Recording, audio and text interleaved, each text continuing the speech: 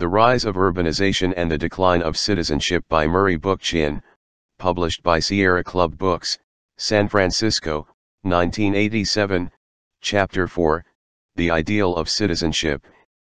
If the city makes it possible for us to single out politics as a unique sphere of self-governance that is neither social nor statist, the citizen as the viable substance of this unique sphere makes it possible to undo the confusion that blends these very distinct spheres into a collage of overlapping terms and blurred meanings.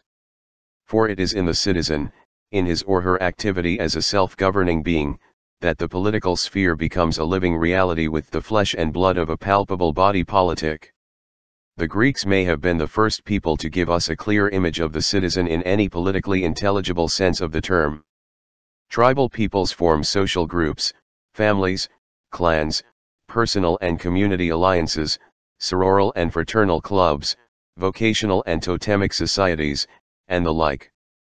They may assemble regularly to examine and decide communal affairs, certainly a nascent form of politics, but the issues that confront them rarely deal with ways and means of governing themselves. Custom plays a paramount role in establishing their norms for community management.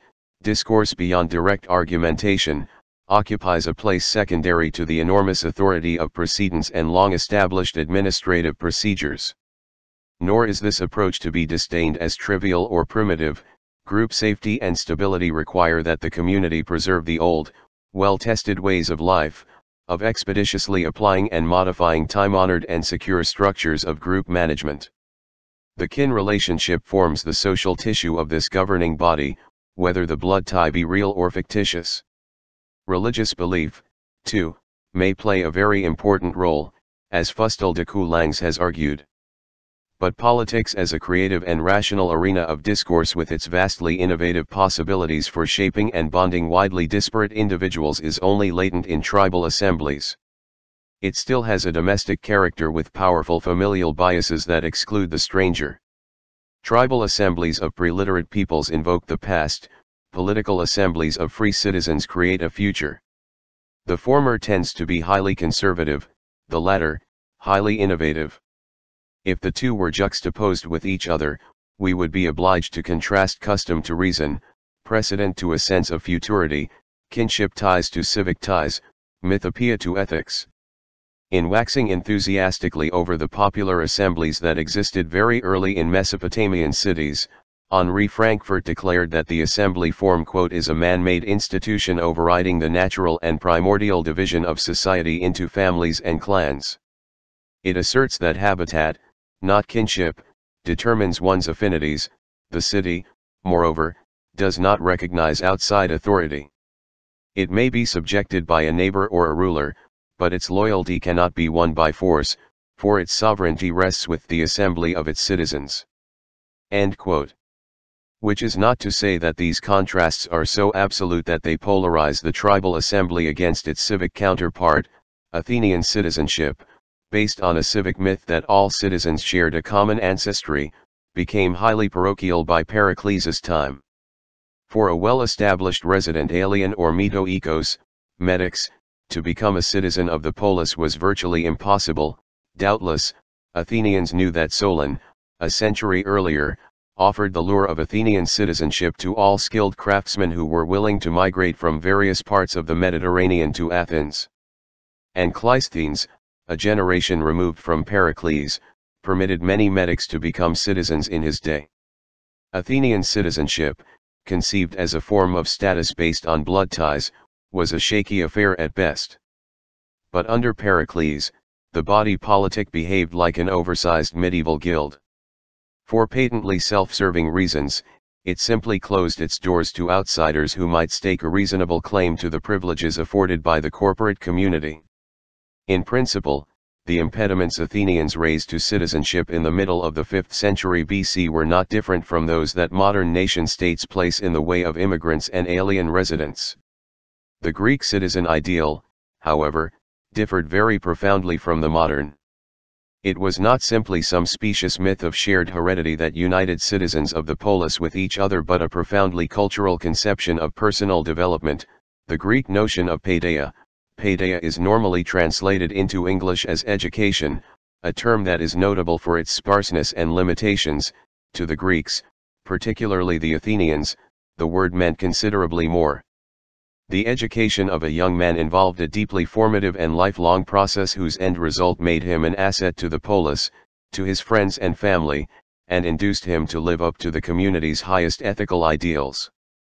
The German word, Bildung, with its combined meanings of character development, growth, inculturation, and an well-rounded education in knowledge and skills, more appropriately denotes what the Greeks meant by paideia than any word we have in English. It expresses a creative integration of the individual into his environment, a balance that demands a critical mind with a wide-ranging sense of duty. The Greek word, arete, which in Homeric times denoted the warrior attributes of prowess and valor, was extended by the classical era to mean goodness, virtue, and excellence in all aspects of life. Paideia and arete are indissolubly linked, not as means and ends but as a unified process of civic and self-development. Excellence in public life was as crucial to an Athenian's character development as excellence in his personal life. The polis was not only a treasured end in itself, it was the school in which the citizens' highest virtues were formed and found expression. Politics, in turn, was not only concerned with administering the affairs of the polis but also with educating the citizen as a public being who developed the competence to act in the public interest.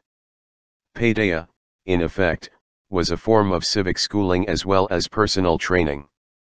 It rooted civic commitment in independence of mind, philia, and a deep sense of individual responsibility. The modern notion of politics as a form of managerial efficiency or of education as the mere acquisition of knowledge and skills would have seemed pitiful to an Athenian citizen of classical times. Athenians assembled as an ecclesia not only to formulate policies and make judgments, they came together to mutually educate each other in the ability to act justly and expand their civic ideals of right and wrong. The political process, to use a modern cliché, was not strictly institutional and administrative, it was intensely processual in the sense that politics was an inexhaustible, everyday curriculum for intellectual, ethical, and personal growth, paideia that fostered the ability of its citizens to creatively participate in public affairs, to bring their best abilities to the service of the polis and its needs, to intelligently manage their private affairs in accordance with the highest ethical standards of the community. This calling to civic and personal excellence was more than a family responsibility or an institutionalized form of personal training.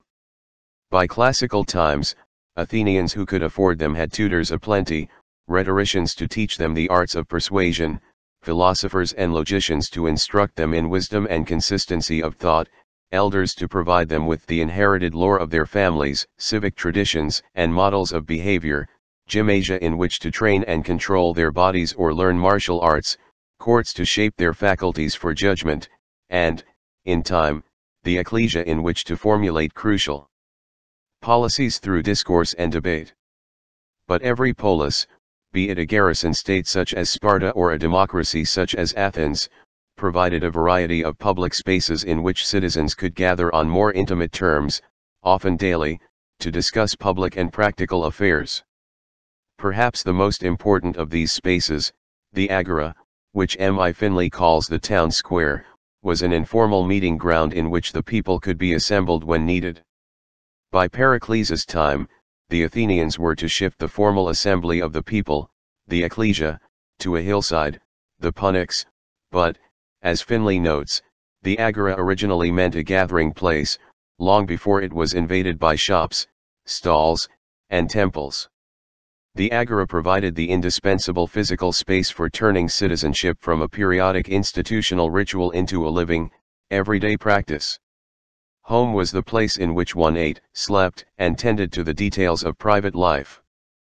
But the Greeks generally held this private world in small esteem. Life was authentically lived in the open public space of the agora, where the citizens discussed business affairs, gossiped, met friends, new and old, occasionally philosophized, and almost certainly engaged in vigorous political discussion. Pericles could be waylaid there by badgering critics as surely as Socrates could be drawn into lengthy discussions by the intellectually earnest young nobles of the polis. jugglers, acrobats, poets, and play actors mixed with tradesmen, yeomen, philosophers, and public officials, a crowd spiced by strangely costumed visiting foreigners who gawked at the looming Acropolis above and the superbly adorned public buildings nearby. During inclement weather, this colorful and eminently vocal crowd could take refuge in the colonnaded arcades or stoa that lined part of the 26-acre square. There, they encountered artisans working at their trade and merchants who displayed their wares, often women who sold much of the farm produce that fed the community. In its emphasis on direct, almost protoplasmic contact, full participatory involvement, and its delight in variety and diversity, there is a sense in which the agora formed the space for a genuine ecological community within the polis itself. Thus politics, which found its most ordered and institutionalized expression in the ecclesia, originated in the daily ferment of ordinary life in the agora. Its informal genesis reveals the organic way in which important policies slowly developed into popular ideas before they were formulated as verdicts and laws in the courts and official assemblages of the polis. The democratic institutions of Athens, for all the ritualistic panoply that surrounded them, were merely the structural forms in which everyday debate and gossip were hardened into the legislated expression of an easygoing, unstructured, and popular politics, one that was embodied by an earnest, spontaneous, and an extraordinarily active citizenry. The tyranny of structurelessness that so many contemporary liberals and socialists fling so reprovingly at their libertarian critics as an ultra-democratic vice would have been incomprehensible to the Athenian citizen. The teeming anarchy of the agora was, in fact, indispensable and fecund grounding for libertarian structures, to use Jager's term, that, given time and neglect, would have otherwise turned into oligarchic institutions with a democratic veneer. Citizenship, in effect, involved an ongoing process of educational, ethical, and political gestation for which such words as constituent and voter are modern parodies of a politics that was more existential than formal. This gestative process occurred in the agora days before it found expression in the ecclesia. It is a cliché to say that Americans are a practical people, Italians an emotional people, Germans a methodical people. In any case, there can be no doubt that the Athenians were a political people and citizenship was their destiny, not merely the avocation it has become in the modern world. Behind their ideal of citizenship, non-perishable as long as there is a meaningful literature on democracy, is the way that citizenship was formed. It was a citizenship formed by the moral fortitude of a mountain people, in Athens's case tempered by the wide cultural contacts afforded by a major seaport, and a delicate balancing of social conflicts that pitted opposing classes against each other without obliterating the virtues each possessed in its own right. Greece was to inherit not only the aristocratic epics of Homer and their high standard of courage but the mundane litanies of Hesiod with their workaday sense of practicality. Her long journey from a tribal to a political world, from a society of peasants to one of citizens, is a fascinating narrative in its own right. But it is also an exemplary biography of the citizen as such, at least insofar as this remarkable individual was to approximate an ideal that Athens more closely attained than any community that followed her, and one that the modern world may well lose at the peril of its freedom. The first phase of this journey into a political world begins with the way the Athenians managed to shed the narrow features of the kinship bond based on blood ties, religion, and familial loyalties, while simultaneously developing an almost ecological sensibility based on a fictive kinship, territorial commonality, rationality, and a healthy secular humanism. Greek society was not immune to a general historical trend that raised humanity out of a dismal archaic era, one which reworked an egalitarian tribal world into a hierarchical feudal one. By Homeric times, commanding patriarchal clans had already imposed their will on loosely structured and highly vulnerable peasant communities. Ironically, the very tribal features of kin and blood that once had produced egalitarian norms of mutual aid and material reciprocity were used to achieve their very opposite, a hierarchical system of rule focused on domination and acquisition. This new reordering of traditional clans or phratries from tribal into aristocratic families fostered exclusivity and privilege rather than sharing and communal responsibility. The bribe-devouring judges whom Hesiod, the Boeotian peasant, had denounced in the 8th century BC had become land-devouring nobles by the 7th. Gross inequalities in the ownership of land that marked the Greek world in that period of transition seem like forerunners of the Roman agrarian crisis that followed the Punic Wars. That Greece, especially Athens, did not become a mere historical preface to Rome, indeed that the polis developed a political life so markedly different from any republican system of governance, can be explained only in terms of a remarkable constellation of factors from which the modern world can learn much.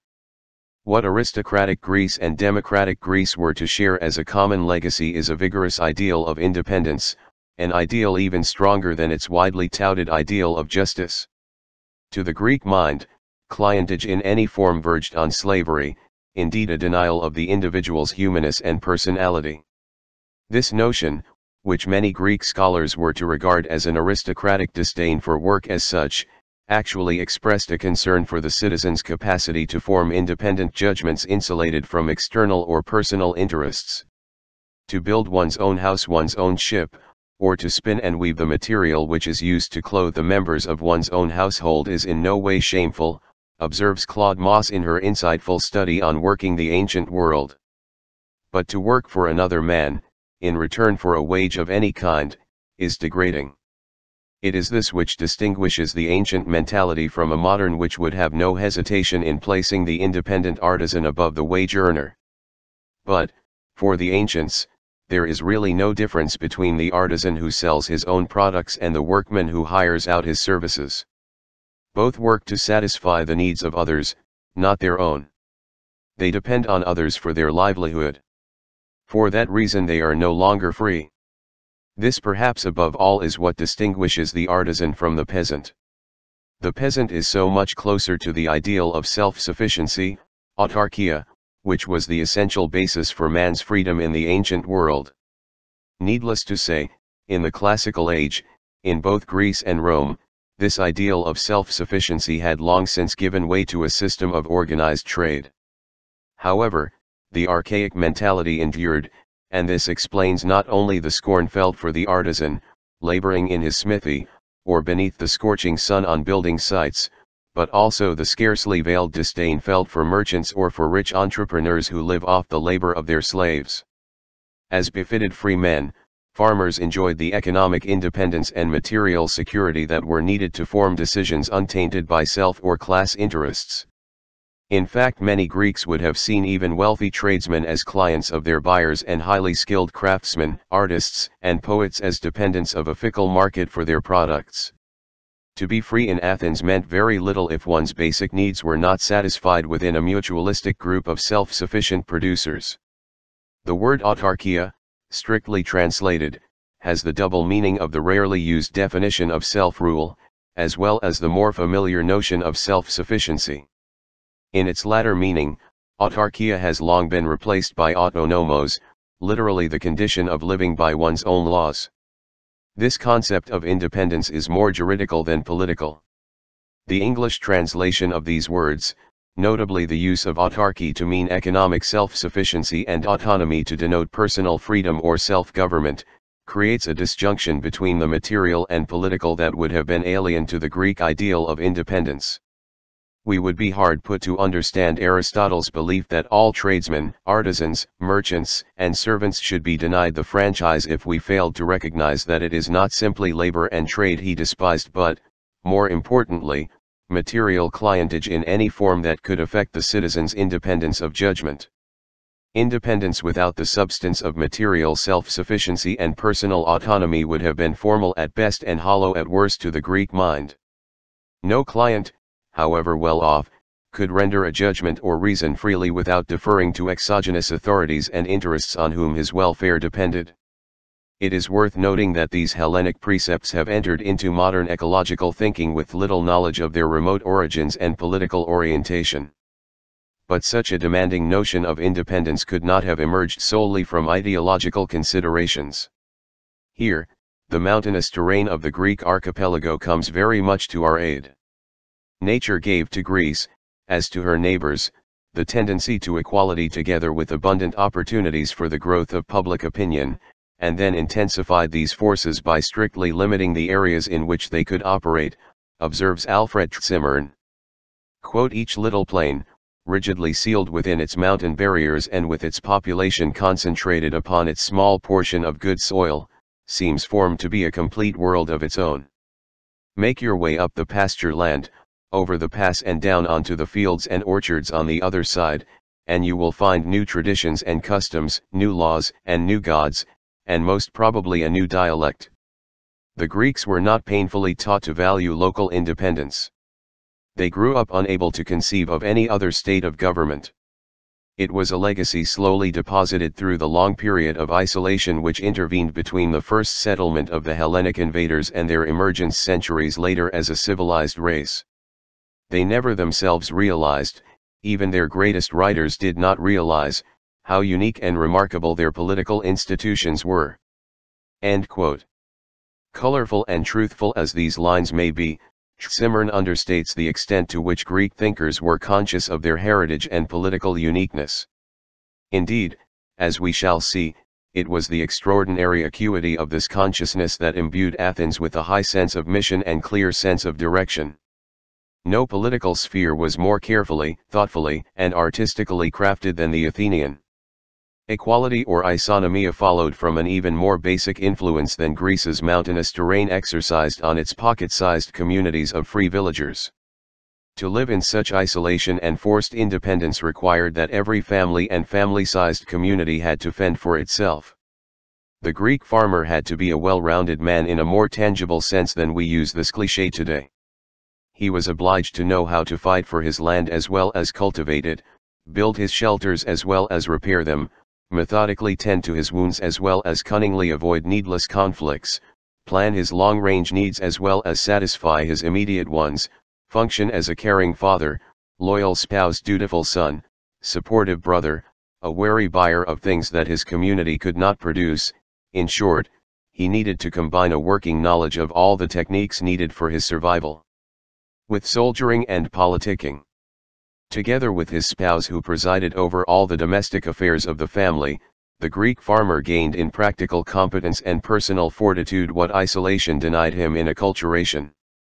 In the Latin sense of competere, to be fit, proper, or qualified, he had no equal in the ancient world. Hence, he could be unequaled by self-anointed superiors who tried to subordinate him and assert their authority over his destiny. A magnificent amateur, he embodied the nascent citizenship in which all his peers acknowledged the need for a self-possessed individual who could be entrusted as much with the affairs of his community as with the satisfaction of his private needs. The flow of ideas from the independence of a mountain-dwelling villager to the egalitarianism of a polis-dwelling citizen must be seen as an unbroken continuum. The Greek language itself is magnificently processual and organic. A crucially important word such as arch, from which an entire political vocabulary has been constructed, denotes the originating principle as well as the ordering principle of any cosmos, the Greek word for order in the broadest sense of the term. To think of an order without deriving it from its origin and, hence, the latent possibilities that it could fulfill is linguistically built into the Greek mind, and also provides us with an important clue to the language's ethical thrust. Origin, history, fulfillment, and possibility all form a unified whole in Greek, so that whether we choose to speak of the universe, humankind, the polis, or the citizen, these concepts, charged with ethical meaning, denote the unity of civic, natural, and social life or what we call connectedness today. Accordingly, autarkies or self-sufficient communities lead us organically, deductively, if you will, to independence, competence, and isonomia. The Greek polis has its arc in this germinal phasing of a highly competent farmer who, by an imminent process of socio-political development, found his fulfillment as a highly competent citizen. The old Greek aristocracy was no mere anachronism in this process. The Athenian democracy did not shed it, rather, it tried, with qualified success, to absorb it. Its epic culture, gospel of valor, high sense of philia, and code of honor, marked by a disdain for material things, were incorporated into the puritanical virtues of the democracy, which abjured luxury, ornateness of dress, culinary delights, and self-indulgence. The democratic hero was not only valorous but sternly self-willed and emotionally controlled. Warrior manliness did not die, it was reworked into civic loyalty, personal dignity, and a high regard for virtuous behavior. The comradeship of the military camp became the isonomia of the ecclesia, in which human worth was seen as virtually interchangeable. Citizens were expected not only to be competent but to be competent equals. Hence, all could participate in the governance of the polis on the same footing, a practice which, as we shall see, was translated into the widespread use of sortition and attempts to arrive at decisions by consensus as well as by voting. It is worth emphasizing that nearly all the men who turned Athens from an aristocratic oligarchy into a democratic polity were of noble lineage: Solon, Cleisthenes, and Pericles, to cite the most well-known figures in forming the democracy, were members of the most elite clans, the Genos, of Attica, the territorial domain of Athens.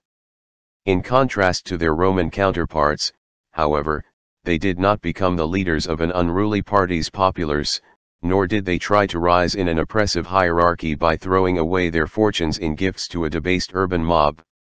They were commonly men of exceptional distinction who could be as heroically selfless in political causes as their ancestors were heroically valorous in military ones.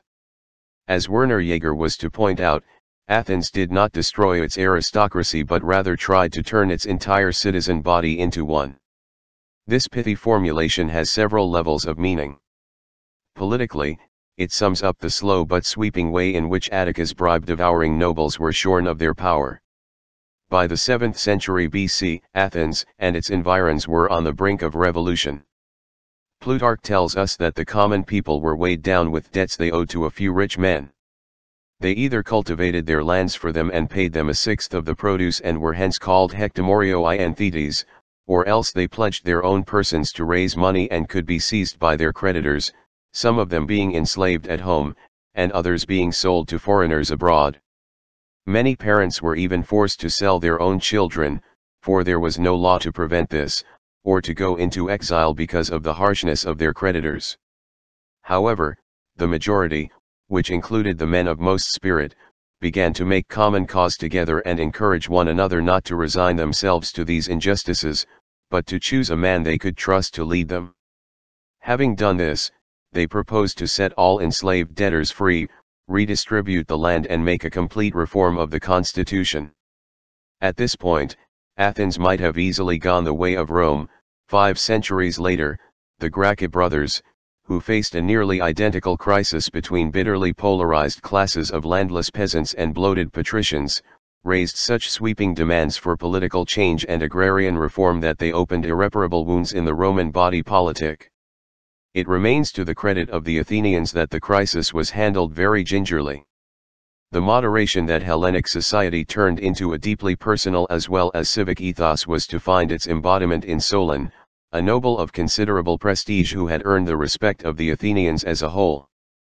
No one could have contained the crisis that faced his people with greater prudence.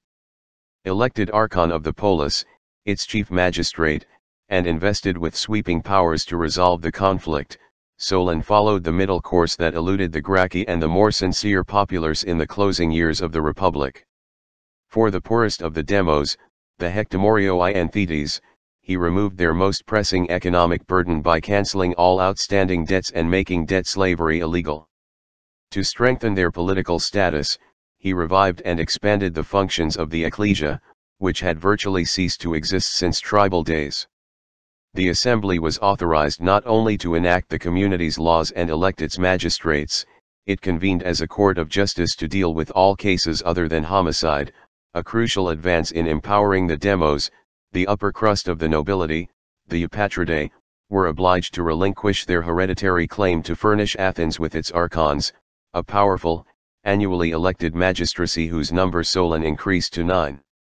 The office, to be sure, could only be filled by landowners, but the door to executive power, which later generations were to open, was now unlocked for the demos. Solon never pretended that he desired the political and economic supremacy of demos, nor did he try to divest the nobility of power. As his verses indicated, he shrewdly steered a middle course through a crisis that would have exploded in social chaos had any of the contending orders gained absolute supremacy over the others. Quote, to the mass of people I gave the power they needed, neither degrading them, nor giving them too much rein. For those who already possessed great power and wealth I saw to it that their interests were not harmed. I stood guard with a broad shield before both parties and prevented either from triumphing unjustly. End quote. The land magnates were not deprived of their holdings, nor were the hectomorii permitted to reclaim the sixth of their produce that was taken by their landlords. Usury still plagued the Attic peasantry, although the lender and borrower were more evenly squared off by the controls that the ecclesia exercised over legal disputes. Solon also created a council of 400, the famous Athenian bull, to which only propertied men could be elected annually. However, the bull served to check not only the popular ecclesia by rigorously determining its agenda and supervising its deliberations, it also checked the behavior of the aristocratic council of the Areopagus, formerly the powerful council of the Eupatridae, whose functions over the years were to become more ceremonial than political. A number of reforms, unique for their time, were made to expand individual rights and alter popular etiquette.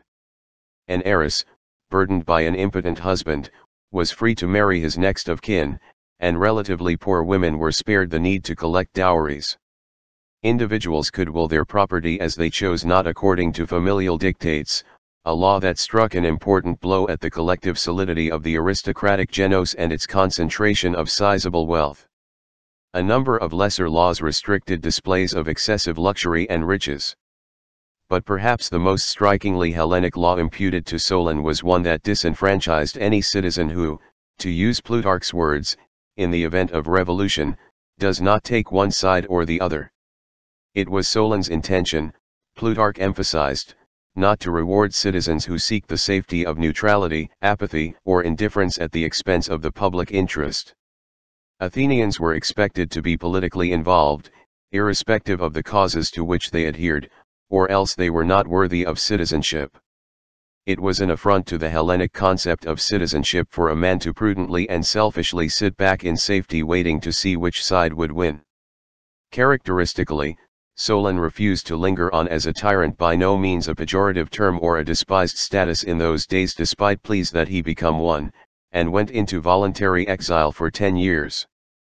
His work did not resolve all the political and economic problems that brought him to the archonship, nor did it prevent a tyrant from ultimately replacing him. But it provided Athens with the opportunity to absorb his reforms and the time needed for its citizenry to mature politically, to use and accustom itself to the ecclesia, to learn the arts of compromise, and to develop a political etiquette that fostered a sense of civic commonality rather than social conflict. The rather mild tyranny of Pisistratus and his son Hippias, which followed Solon's departure, greatly reduced the power of the Attic nobility and initiated the economic and political changes that were to lead to the democracy. Recalcitrant nobles were forced into exile and their estates divided among the poor, the needy were given livestock and seed, exports were promoted, and a vigorous foreign policy opened new markets to Athenian commerce. Pisistratus, despite the personal control he exercised over Attica's affairs and his blatant nepotism, adhered to the Solonic constitution so meticulously that even Solon was induced to support him after his return to Athens. The political level of the Athenian citizen was raised enormously by the tyranny, and the commoners, farmers, shepherds, artisans, and merchants, benefited so considerably from the archonships of Pisistratus and Hippias that the tyranny became self-vitiating. 3 generations had passed since Solon had been given the archonship, and Athens was now ready for a democracy. In terms of the mere flow of events, the efforts to initiate authentic popular rule seemed to come almost as a reaction to attempts by the aristocracy to restore their old clannish oligarchy, and many of the democracy's features must be seen as institutionalized efforts to prevent the emergence of entrenched power by elites of any kind. But the Athenian people, too, seem to have become more certain of themselves and their capacity to govern their own affairs. The aristocracy, in turn, appears to have suffered a genuine lack of nerve. After a feeble attempt to eliminate the reforms of Solon and the Pisistrati, the nobles broke ranks. One of their own kind, Cleisthenes, the head of the aristocratic Alcmenidae, became archon in 506 BC, and the democratization of Athens was launched in earnest. Cleisthenes struck decisively at the societal basis of aristocratic power, the traditional kinship network that gave the Attic nobility its very sense of identity. The ancient Greek phratries and clans were simply divested of any political power and gradually declined in importance for want of any significant functions. The old Ionian system of 4 ancestral tribes was converted into 10 strictly territorial tribes based exclusively on residence. The villages and towns of Attica, in turn, became outlying sections of Athens and were designated as demes instead of genoi. Politics now became inseparable from territorialism. The demes, with their own popular assemblies, were grouped together in varying numbers into thirds or trities, and 3 trities, in turn, constituted a tribe. Hence Attica was composed of 30 trities. 10 of the 30 dema were composed of residents in or around Athens, another 10, from the maritime districts, and the remainder from the interior. Cleisthenes shrewdly placed one urban tritus in each of the 10 tribes, so that the Attic agrarians from whom the nobles garnered whatever popular support they had were politically buffered by city citizens, the men who were to form the backbone of the democracy. This switch in the governance system of the polis was strategic. It fostered the power of a citizenry that was distinctly urbane, cosmopolitan, and forward-looking, vitiating the strongly hierarchical structure of a once entrenched, highly parochial, feudal class system. At the same time, tradition was kept alive by using the language of the tribal world. Even the word gene had a special clannish origin, retaining a number of local religious associations, chieftain-like figures such as demarches, the deme's version of the Athenian archons, and by making membership in a deme hereditary even though a citizen might choose to reside at some later time in another part of Attica. Cleisthenes, in effect, revolutionized Athenian political life in the literal sense of the term. He replaced a once egalitarian tribal system that had been perverted into a harsh feudal hierarchy by a tribalistic structure that actually restored the old freedoms of the people on an entirely new political and societal level. Athens had revolved in a full circle, more precisely, a spiral, to the isonomia of its tribal past, but without the innocence that made the early Greeks vulnerable to hierarchy and domination.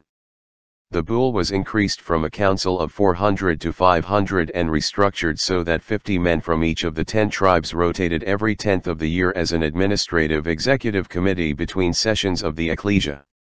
Each tribe selected its 50 bouleutes by lot, a practice that became so widespread that even archons were so chosen from members of the boule, as were members of Athenian juries, dikastoi, and lesser functionaries. Apart from the polis's magistrates, no property qualifications debarred Athenian citizens from participating in the governance system, and under Pericles the last restrictions that lingered on from Cleisthenes' reforms disappeared completely.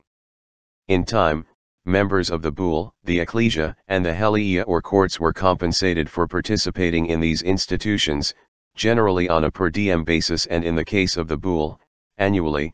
No public office could be held for more than a year, and with certain exceptions, jurymen and generals, none could be held more than twice in a lifetime. This extraordinary opening of public life to the Athenian citizenry was completed during the 60 years that saw Cleisthenes assume the archonship in 492 BC and the outbreak of the Peloponnesian War in 431. An analytic account of the democracy, its possibilities and its limitations, properly belongs to the discussion of civic freedom that follows in the next chapter. For the present, what counts is the way the democracy formed the citizenry and, in turn, was formed by it. Democratic leaders such as Cleisthenes and Pericles did not foist a remarkably open system of participatory governance on a passive people. The institutional structure and the body politic interacted closely with each other against a haunting background of quasi-tribal social forms and relationships. This is politics at its best, in a lived sense, not a formal one. The Athenian notion of arete, the daily practice of paideia, and the institutional structure of the polis were synthesized into an ideal of citizenship that the individual tried to realize as a form of self-expression, not an obligatory burden of self-denial. Citizenship became an ethos, a creative art, indeed, a civic cult rather than a demanding body of duties and a palliative body of rights. At his best, the Athenian citizen tried not only to participate as fully as possible in a far-reaching network of institutions that elicited his presence as an active being, the democracy turned his participation into a drama that found visible and emotional expression in rituals, games, artwork, a civic religion, in short, a collective sense of feeling and solidarity that underpinned a collective sense of responsibility and duty. This drama extended beyond life itself. The Athenian citizen had little hope of any certain immortality other than the memory he left behind in the polis. Afterlife became a form of political life, and eternality existed only insofar as noble political actions were memorable enough to become part of the polis's history and destiny. The polis shrewdly availed itself of aristocratic attributes to bring the individual Athenian into the full light of citizenship, with its high standards of civic responsibility. We have seen how the agora prepared the way for the ecclesia. By the same token, the gymnasium, presided over by Apata tribes, extended the all-consuming fascination of the Greeks for athletics into martial arts, thereby preparing the young for military training. Troubling as this may be in modern eyes, war was a fact of life in antiquity. Apart from certain cults and religions, pacifism found no following among the ancients. One either fought unquestioningly for one city or faced clientage and slavery in the event of defeat. The citizen soldier was much more than a pillar of Athenian military strategy. He was a guardian not only of the polis but also of the democracy, as we shall see later, just as the citizen farmer became the embodiment of its ideal of autarkia, but the polis, particularly the democracy, gave the family's aristocratic attributes a uniquely public character. And it is in this non-elitist sense that the democracy elevated its citizens into an aristocracy, not only as a result of the participatory nature of its courts, assemblies, and councils, but also the familial mood of koinonia that its civic festivals engendered. Without losing their essentially religious character, rituals and festivals became a form of politics. The ecclesia opened with prayers, and its agenda was composed of sacred as well as secular topics. Problems of constructing temples or planning festivals occupied the assembly as earnestly as matters such as ostracism or the ratification of treaties. In famous funeral oration, which so vividly captures the spirit of the democracy, Pericles cites among its attributes the contests and sacrifices throughout the year, which provide us with more relaxation from work than exists in any other city. Webster's observation that the Athenians tended to turn their holy days into holidays suffers from a certain degree of misunderstanding. Athenian life struck a remarkable balance between religiosity and secularity, the camaraderie of participating in a spectacle or sharing fully in the excitement of the games imparted a quasi-religious sense of communion to civic life. This sense of communion more accurately conveys the intense meaning of koinonia than do such commonplace words as community. At the risk of repetition, we could say that such shared experiences unravel the Athenian notion of community as an ongoing activity of communizing, not simply an institutionalized form of participation. Like the agora, the contests and games of Athens often created a shared sense of preternatural civic enchantment. The Democrats knew this very well, and these contests and games occurred with considerable frequency. To discuss them in detail would require a volume in itself.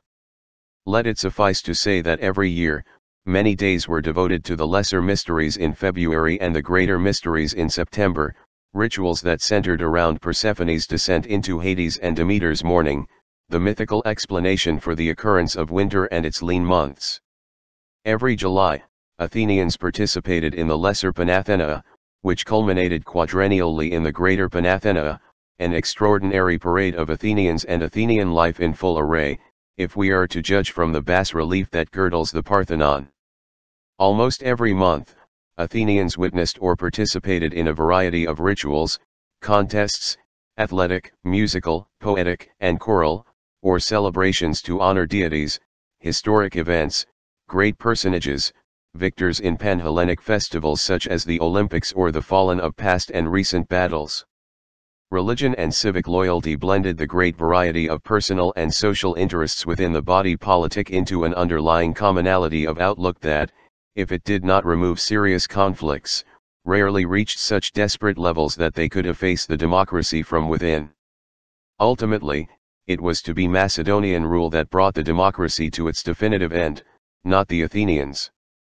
For all its shortcomings, the democracy in various forms persisted through nearly two of the most stormy centuries of the ancient world and, at its height, exhibited a degree of cultural and intellectual creativity that has no peer in Western history. Perhaps the most important of the Athenian festivals was a comparatively new one, the city Dionysia. Even more than the greater Panathenea, when all of Athens went on display with a large tapestry, the Pelops, that depicted the triumph of Olympian reason over the chthonic rule of force, the city Dionysia was strongly democratic in its focus. It was then, for 3 out of a span of 6 days that overlapped March and April, that Athenians could witness the great dramatic tragedies that gave the democracy its ideological meaning. By the thousands, Athenians flocked to the theatre of Dionysus on the southeast slope of the Acropolis to see the plays of Aeschylus, Sophocles, Euripides, and others who literally created serious drama in Western culture. Under the clear skies of a high Mediterranean spring, they watched with absorption the Aeschylean drama of their own polis and its human antecedents unfold with a majesty that may have verged on reverence, certainly a thrilling sense of exaltation that compels a modern historian of the democracy, W. G. Forrest, to cite Aeschylus as the greatest of the 3 Athenian tragedians, and for many, including myself, the greatest of the world's dramatists. Aeschylus's trilogy, the Oresteia, advanced a powerful validation of the democracy that, in its emotional and declaratory power, may even exceed the funeral oration of Pericles, a trilogy that was constantly replayed and kept winning prizes at the city Dionysus long after the author's death. Its story has been told and interpreted repeatedly, and to explore it at length would be a tiresome redundancy. Let it suffice to say that the murder of Agamemnon, the returning chief of the besiegers of Troy, by his wife, Clytemnestra, followed by her own death at the hands of her vengeful son, Orestes, opens the whole drama of Athens's transformation from a quasi-tribal society, rooted in kinship rules, custom, and chthonic deities, into a political community, a polis, based on residence, reason, and the anthropomorphic Olympians. It is Athene who, in a challenging statement against the Erinyes, the 3 female guardians of matriarchal blood ties and tribal retribution for the murder of one's kin, solemnly declares, quote, "It is my task to render final judgment here, this is a ballot for Orestes I shall cast. There is no mother anywhere who gave me birth, and, but for marriage, I am always for the male with all my heart, and strongly on my father's side. So, in a case where the wife has killed her husband, lord of the house, her death shall not mean most to me, and if the other votes are even, then Orestes wins." End quote. After being pursued by the Erinyes for committing a blood crime more damning than a marital one, and particularly against his mother from whom early tribal descent may have been traced, Orestes is absolved and the Erinyes reconciled by acquiring a civic status as Eumenides, the kindly ones who look after the well-being of the Athenian polis. The trilogy has many levels of meaning, probably all of which had a gripping effect on the audience that knew Aeschylus personally or, in later years, by reputation.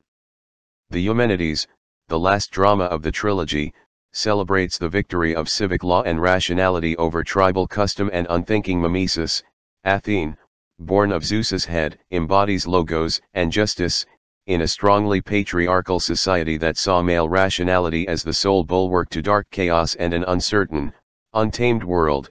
It was not difficult to identify fickle woman with nature and the polis as the sole realm of freedom and law. Orestes' trial, which marks the culmination of the trilogy, is presented as a new dispensation in the affairs of men. The Erinyes unrelentingly pursue any homicidal perpetrator of the blood tie. All that counts with them is the act of murder of one's kin, not the circumstances or motive that produced it. To the Athenians, This behavior was evidence of unreasoning tribalism, of an irrationality that precluded any civic union based on discourse logic, and orderly compromise. Recourse to trial rather than ordeal, to the weighing of circumstantial evidence, motive, and logical judgment rather than mere action and contests of fortitude, marked the first step toward a political koinonia, the city as a polis.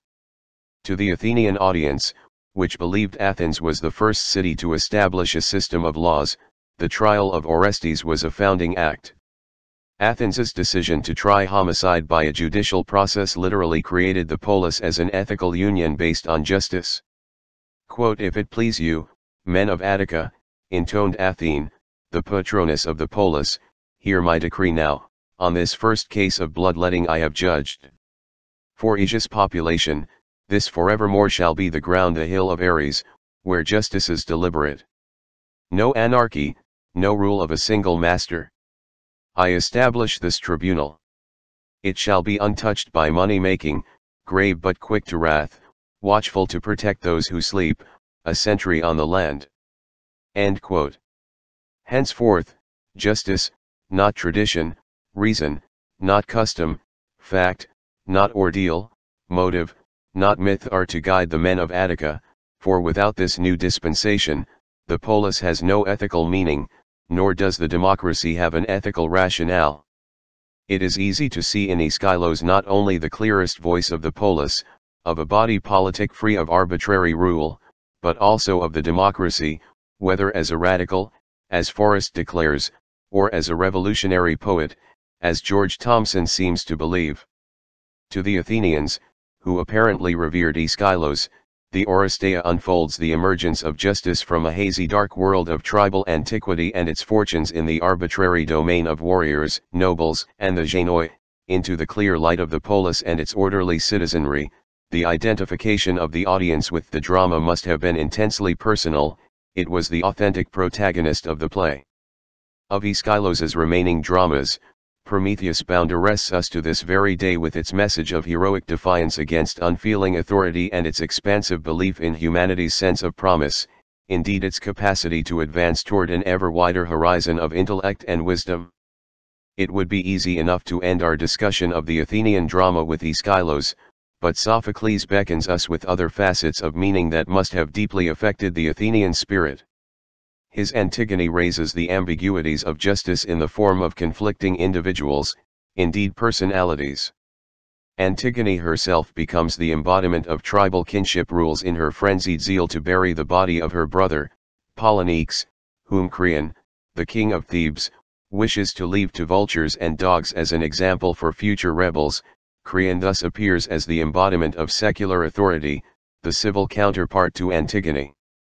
The drama emerges as a fugue, in which deeply emotive ethical themes are played against each other and intermesh. If Aeschylus's characters tend to appear as forces rather than individuals, despite Clytemnestra's awesome personality and Athene's majesty, Antigone wins us as a persecuted heroine who seeks the burial of her brother's body, and Creon as the willful embodiment of civil rule, prior even to the rise of the polis. For we are still in the time of the royal oikos or household. In writing the drama, Sophocles may have tried to show that after the decline of this pre-political world of blood clans and regal palaces, the Athenian citizen no longer had to confront the pangs of tragedy in Hegel's sense of the term, a drama in which both sides are right. The polis spares us the need to pit divine law in the form of tribal commandment against human law in the form of civil retribution for rebellion. We can read our romantic sympathies for Antigone into the drama, but a Greek audience might have viewed her differently. It would have been obliged to place Creon's civil obligation on a par with Antigone's tribal obligation, and its sympathies would have been allotted according to political as well as personal sensibilities. Relief emerges from the sense of delivery that a concealed theme in the drama affords, the free air of the polis in which the citizen can breathe without the presence of such exotic conflicts. Such is also the case in one of Sophocles' most celebrated, and possibly one of his most misunderstood, plays, Oedipus the King and Oedipus at Colonus. Here man, potentially the citizen, rises to a clear and level gaze at his fate and his ability to learn from suffering. If there is anything that impresses us about the play, it is the fact that Oedipus emerges with greater nobility toward the end of his life, all his misfortunes notwithstanding, than in its portentous beginnings. No broken King Lear confronts us, but rather a hero whose passion for truth ultimately transcends the disastrous impact of patricide and incest. The cathartic core of the drama is unmistakable. It is the nobility of the individual, purged of archaic curses and trammels, of man's high promise and destiny to achieve insight and wisdom when he acquires the status of a free citizen. Yet, the Greek ideal of the citizen, in contrast to ours, is not monadic. However individuated the Greek drama became with Sophocles, and even more decidedly so with Euripides, the Athenian citizen would have mocked the entrenched bourgeois myth that the free man is an atomized buyer and seller whose choices are constrained by his own psychological and physical infirmities. He would have seen beyond the arrogance of the self-deception into the pathos of the bourgeois citizen's clientage to the powerful, his aimless pursuit of wealth, his reduction of life to the acquisition of things, in short, a Moira or destiny governed more by Ananke or necessity than by the understanding that even such a nascent personality as Oedipus brings to his own insight into reality. Such a despised bourgeois being, he would have concluded, is no less archaic than the Erinyes, who must be freed from their primality as mere forces and reconstructed by reason and justice into the kindly ones. Only then, in synchronicity and ethical union with the polis, is citizenship more than a formality and its practice more than a ritual. By the same token, the Athenian citizen was not a corporate being in our usual meaning of the term. Most present-day discussions of the Athenian's lack of individuality and the polis's tendency to subserve his personality to an overbearing collectivity are weighed down by Eurocentrically neurotic images of the individual as such. The modern identification of individuality with egotism and personality with neurosis has been overindulged under the rubric of modernity with an arrogance that bears comparison only with the conceited claims of psychoanalysis and psychohistory to explain the human drama in all its aspects. That human beings can be individuated in different ways, some as highly social and political beings, others as private and self-indulgent beings, still others as combinations and permutations of both, is as alien to the imperialistic claims of modernity as it is to the admirers of Gemeinschaft, the stagnant folk community based on kinship and organismic relationships. To the Hellenic citizen of a polis, leaving all its mythic origins aside, the monad would have seemed as pre-human as the folk community seemed pre-political. Individuality meant citizenship. And, ideally, citizenship meant the personal wholeness that came from deep roots in tradition, a complexity of social bonds, richly articulated civic relationships, shared festivals, philia, freedom from clientage and freedom for collective self-determination through institutions that fostered the full participation and everyday practice of a creative body politic. To be such a citizen, one had to live in a polis, a city, that possessed an agora, a space to convene general assemblies of the people, a theater to dramatize the reality and ideology of freedom, and the ceremonial squares, avenues, and temples that gave it reverential meaning. To remove any of these elements that made up this whole was to instantly destroy it. Without every one of them, cultivated on a daily basis by the paideia of citizenship and guided by an unerring concept of arete, the Athenian ideal of citizenship fell apart and its institutions became hollow forms. But such notions, valuable as they may be, lack a processual content that sees this whole from the standpoint of an ever fuller development. We can see this by looking closely at the quixotic nature of the Greek dramatic tragedy itself, the staged experience of the polis and citizen. For it was through the tragedy that the Athenian underwent self-examination, much as though he could withdraw from his own skin and observe himself thoughtfully for what he really was. It is notable that all the tragedies we have at our disposal are made up of mythic and epic material. As civic experiences, they seem to function dissonantly with stuff that is drawn from a pre-political world, from eras that precede the polis in its most advanced stage of development. Their heroes and heroines are Bronze Age characters who still live under the commandments of a tribal or warrior society, by canons of right and wrong that are archaic at best and chthonic at worst. In the transformations that the dramas recount from one world to another, we rarely seem to rise from new foundations embedded in still older ones to the edifice that the audience knew at hand, the polis of the 5th century BC and its democracy, yet the antiquity of the characters, material, and themes with which all the great tragedians seem to have worked is belied by a startling sense of innovation, by tensions from which new ideals, institutions, and credos are born. The Oresteia seems to not only justify radically new communal dispensations, indeed most of which already existed when the trilogy was presented, its radicalism consists in the fact that Athene's decrees are fraught with the promise of change, with motives that are likely to yield ever wider ethical and political horizons. One senses that a community guided by justice has just begun to emerge, that the civic ideal of freedom is still nascent, that citizenship and the polis are still experiencing birth pangs and their future still lies before them. Few Athenians, I suspect, could have left such dramas without feeling an intense sense of futurity and a serene commitment to growth. Prometheus Bound is even more challenging in its thirst for heroic innovation and its passion for a fuller and richer experiential life, as are the Oedipus dramas for truth at all costs. Hence, seemingly conservative material is played, replayed, and ultimately transmuted into searingly progressive hopes and possibilities. When we bear witness to these dramas by viewing them in all their starkness as idealized archetypes of an immutable human nature, we do violence to the tensions they probably produced in the Athenian audiences of their day. These plays were no mere spectacles or cathartic outlets for pent-up civic anxieties. Quite to the contrary, they were sources of motivation and tension, designed to move their audiences forward to noble deeds and great enterprises, to contrast past with present so that meaning, continuity, and tendency could be imparted to the future. They voiced a hope in the human spirit that belies the conventional interpretation of the Athenian drama as fatalistic in its view of life and resigned in its image of destiny. Indeed, it is with Euripides, that most modern, realistic, and individualistic of the Greek tragedians, that hopelessness, alienation, and the insufferable burden of circumstances seem to devour the characters of the drama and exhaust the hopes of the audience. Here, the Deus ex machina snaps up the immanent dialectic of the older drama with its promise of futurity and hope. The polis was no less a theatre for the practice of virtue than the orchestra at the foot of the Acropolis was a home for the performance of the plays it watched.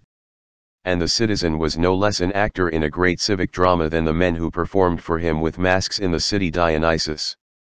In both cases, the plot we call the history of Athens incorporated the layered traditions that formed its cultural biography and ideology. So central was the citizen to this plot with his freedom for as well as his freedom from, that the histories of the time, when they refer to Attica, speak more commonly of the Athenians than they do of Athens. Unerringly, they reveal that Athens was no mere collection of structures, no simple geographic locale, that any aggregate of people could occupy without the polis losing its authenticity. Admittedly, the city outlived the polis, and the democracy in a formal sense outlived the citizens. Democratic institutions persisted in a truncated form long after Athens's final defeat by the Macedonians at Cranon in 322 BC. No city was a polis, in Aristotle's view, unless it had an agora, but, needless to say, no agora could have produced a democracy unless it had the kind of citizen the historians of that day called the Athenians. There is a myth that the classical Athenian polis was the spontaneous product of custom and tradition. Hence, its integrity rested largely on hidden presuppositions of which it was largely unconscious, indeed, to which it was sublimely oblivious.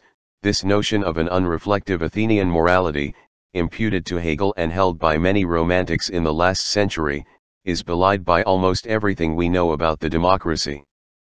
The Aeschylean tragedies and Pericles' funeral oration, to cite two highly important and widely separated examples, completely refute the image of the democracy as a phenomenon based on mere habit and convention. One must totally ignore Cleisthenes' reforms and the subtle melding of religious tradition with clearly formulated political goals not to recognize that the democracy was a consciously crafted structure, the product of purposeful, insightful, and thoughtful efforts to achieve clearly perceived goals, and, let me add, guided by a philosophy and practice of its own. The introduction of the lot, the rotation and limitation of tenure in public office, the development of the assembly and the boule, all reveal a degree of intentionality and clarity of purpose that has few equals in any later constitutional developments. That Socrates was executed for questioning this order on charges that were archaic even by conservative standards of 5th century Athens has more to do with the politics of the trial, particularly Socrates' arrogance and his desire for martyrdom, than the challenge his philosophy posed to the polis's ethical order. No political community was more aware of its uniqueness and wondrous of its achievement than the Athenian democracy. And no one was more consciously committed to this humanly wrought body of institutions than the Athenian citizen. By contrast, later ideals of citizenship, even insofar as they were modeled on the Athenian, seem more unfinished and immature than the original. Hence, the very considerable discussion I have given to the Athenian citizen and his context.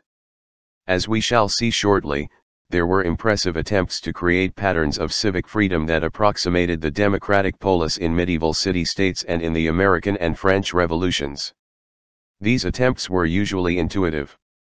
The Americans who attended town meetings in New England after 1760 and the French sans-culottes who filled the radical sections of Paris in 1793 to 1794 were hardly aware of the political drama that unfolded in Athens some 2 millennia earlier, although their more knowledgeable spokesmen fingered Plutarch throughout their lives and occasionally adopted heroic names during fervent moments of the 2 revolutions.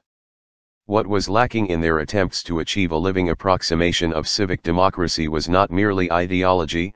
Greece, commonly Athens, although Sparta's garrison state was a close runner-up for some utopian writers and for Rousseau, was held up as a fascinating experiment in popular self-governance and, as usual, compromised with the republican ideals generated by the emerging nation-state.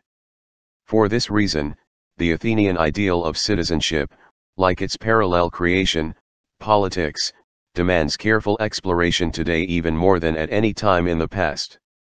If moderns find democratic politics and citizenship a desideratum, they will never achieve them without a supreme act of consciousness. They must not only want it but know it. Athenian civic goals, for all their shortcomings, notably Athens's treatment of women, alien residents, and its widespread use of slave labor, must be rooted in an everyday notion of what we mean by politics. Is it statecraft? Or does it center around social entities such as cooperative, vocational societies or tribes in the countercultural sense of this much abused term? Or some broad concept of grassroots organization that passes under words such as localism, decentralism, and bioregionalism? Is it an educational activity, a civic paideia, that fosters the citizens' empowerment, both spiritually as well as institutionally? Or is it primarily a form of management whose goal is administrative efficiency and fiscal shrewdness? No modern body of ideas, to my knowledge, has wrestled with the answers to these questions adequately enough to draw clear distinctions among the social, the political, and the statist so that a meaningful outlook can be formulated, one that will seek the delicate balance of ingredients, traditional, familial, ethical, and institutional, and the paideia that articulates an authentically democratic politics with a concept of citizenship that gives this outlook reality, nor do we have a clear idea of the extent to which the city, properly conceived as a humanly scaled ethical community, differs from urbanization and the inhuman scale produced by the nation-state.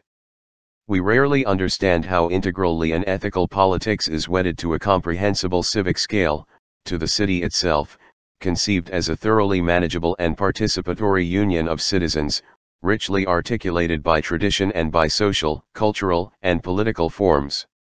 We live so contemporaneously within the given state of affairs, the overbearing now that eternalizes the status quo, that no society is more prey to the workings of mindless forces than our own.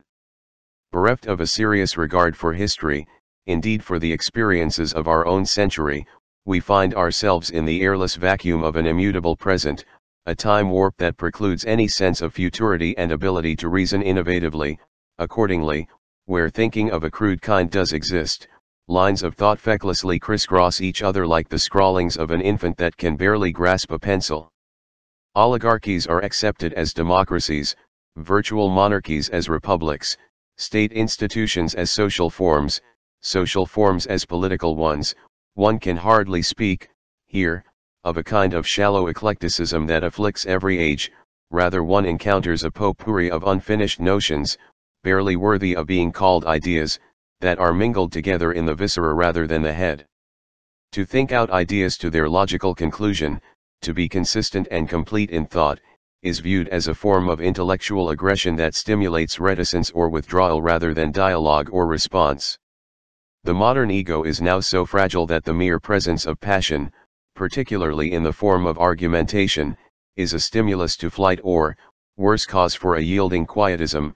The emphasis that the Athenians placed on speaking, which was identified with democracy, spells out the extent to which a qualitative breach separates our pitiful image of public activity from the classical one of 2 millennia ago. What should be stressed, for the present, is that the Athenian ideal of citizenship did not die in the formal sense, even after Macedonia had eviscerated the democracy. The ecclesia and bull functioned for generations after Athens lost her independence. The institutions were kept alive as a political sop to the Mediterranean-wide belief in Athens's uniqueness, all the more to cloak a growing despotism that finally caused the last institutional vestiges of the democracy to wither completely. And here lies a lesson that later institutionally oriented democrats were to learn at great cost. An agora does not in itself produce a polis, nor does an ecclesia in itself produce citizens. All of them must exist, to be sure, if a democracy is to be established, but they remain mere formalities if they fail to interact in the proper way to form a unified whole. It was this largely formal sense of democracy and citizenship that served, in part at least, to abort the only attempt to rescue the Roman Republic in the guise of the Athenian polis.